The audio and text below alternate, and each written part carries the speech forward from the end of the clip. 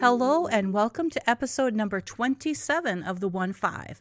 I'm your podcast hostess, Trisha Lewis, the self-designated tech goddess, and I will be coming to you weekly in this audio podcast format with great edtech tools, tips, and tricks. In this week's episode, I will be talking about 3 little Chrome extensions from Crafty: Crafty Shade, Crafty Zoom, and Crafty Cursor.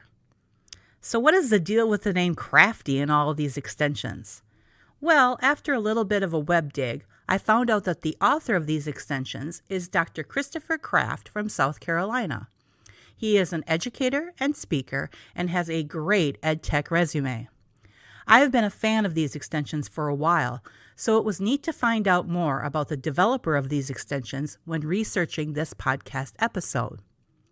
Well, on to the Crafty extensions for this podcast. First stop is Crafty Shade. This is one for all the long users of Smart Notebook. If you use Smart Notebook, you will remember the cool screen shade function. Well, guess what? Crafty Shade brings the screen shade to your browser window.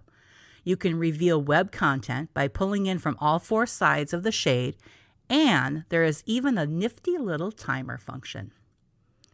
Second on our list is Crafty Zoom. Again, Smart Notebook users, you will recognize this one. When you enable this extension, you get a zoom bubble on your Chrome browser. A fun way to take a real close look at some web content and can be helpful for accessibility purposes. And finally, we have the Crafty Cursor extension. Crafty Cursor highlights the cursor when enabled so that you can easily show someone through a screencast or live in your classroom. It also shows what keys are pressed, such as Escape, Control, or Alt. You can even pick the color of your highlight.